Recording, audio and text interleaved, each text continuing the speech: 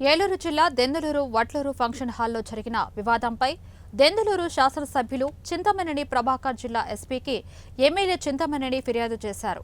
ఈ సందర్భంగా ఏర్పాటు చేసిన మీడియా సమావేశంలో ఆయన మాట్లాడుతూ వైసీపీ ఆగడాలపై విరుచుకుపడ్డారు.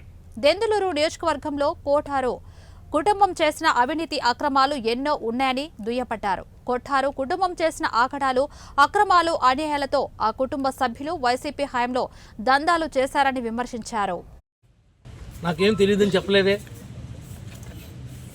నీవు నా కారు కడ్డం పెట్టి నా డ్రైవర్ మీద, నా గన్మెన్ మీద నీ మనుషులు నీ మంది బలాన్ని వేసుకుని తిరగబడతా ఉంటే మేమేమన్నా చేతగాని దద్దమ్మలమా? మేమేమన్నా గాజులు వేసుకున్నామా?